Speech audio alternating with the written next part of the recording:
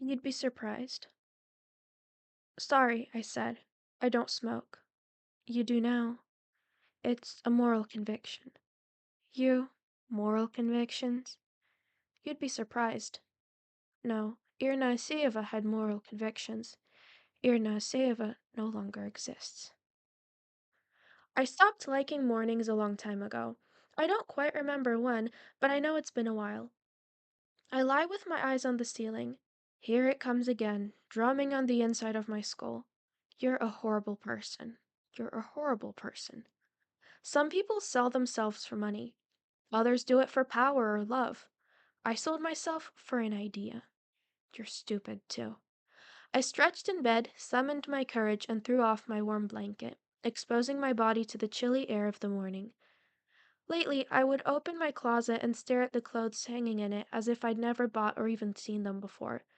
I put something on and became less cold. Putting up my hair was also required, or else its curly red messiness would destabilize me to the point of falling apart. Tight bun, trench coat, done. On the walk home from work, my head was full. I was not quite happy, but I was very much interested. All the things that happened, the things I'd seen and heard, writhed and twisted and encircled each other as I tried to make sense of them. Once in a while, they would fall into their places, like into specially carved little trenches in the earth, bringing me a mild but steady satisfaction. I walked into the train station. My heart froze, my face didn't change. On the platform to the right of me, I saw him, and the lighting in the room suddenly improved. I didn't wave or even allow a half perceptible smile. I walked right past him, without even pausing. The clouds were less heavy. We're not old yet. We're young. We're only 35. But what does that matter when it's not about survival, only about work? Enough of that. There's already too much to think about. The heels of my boots clicked through the alleys. Mist bloomed over the rain-kissed streets. The cheap yellow light pinched at my tired eyes. On my custom-made typewriter, I typed out lines of ciphered text for the day's report. Start. Yellow cat, chat, restaurant, blunder. Result, notice. Game player on Rotten Street. Recommend, suspect. April late, blunder. Result, conspic. My fingers paused over the typewriter. If I include this next piece in my report, they might act too quickly. The pattern will become apparent. There is only a limited number of people who know this information, so if it gets out, they can narrow down who leaked it. I pressed down on one letter, then the next, and then finished the phrase. Sus falls on Pizza Street. Danger of action. Recommend. Act. Plus note. Care. Risk. High. Personal. High organizational. End. Cleanup time. I disassembled the typewriter into what now became a collection of household items and distributed them throughout the apartment. I was wearing woolen socks, so I slipped and nearly fell on my way to the kitchen. I grabbed onto the counter and hissed something unintelligible under my breath. My heart still pounded from the adrenaline rush of a near fall. I don't believe in magic, at all, but I have to admit that I understand why for centuries people have believed that everything magical begins at night. After 7 or so, the city begins to change before your eyes. The light, the air, the shadows. Maybe my mental exhaustion plays a role. I'm not sure. But I am convinced. Magic begins at sunfall. The restaurant lights glowed warmly.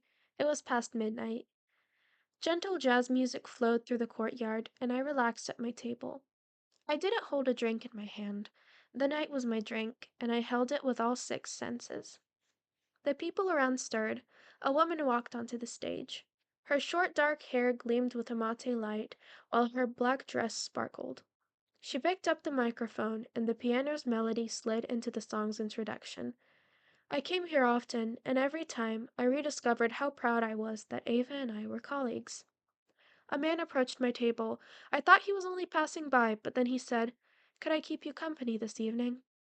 I felt my heart beat quicken and my muscles tense up, though I did not show it. Yes. He sat down across from me. It took conscious effort not to start fidgeting with an escaped red curl. "I believe I know you." He looked into my eyes. "Yes, I believe you do." It was true, we had worked together for a brief period. Weren't we in school together as well? Yes, he laughed a little nervously. Yes, we were. I actually wanted to apologize, have wanted to, for a while, to apologize for what my friends and I put you through back in elementary school. I sighed and smiled. Any of these years you could have said that, but you chose now. It's all good. I've almost forgotten. I'd been through worse, and will definitely be through worse again. I know, me as well. We were silent. Would you like to dance? He asked suddenly. Dance? Yes, the pianist is playing dance music. Already? I jumped up from my chair. My eyes frantically searched for the waiter. By local traditions, he carried a cylinder hat from table to table, taking tips for the singer. Every time I came, I brought a card I made especially for Ava.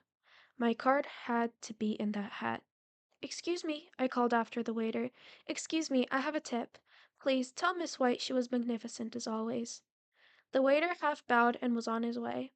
I sat back down in my chair and started gathering my things. The mood was ruined. I'm sorry, Nick. I smiled apologetically. I'm tired, and I have work tomorrow. Maybe on a weekend sometime.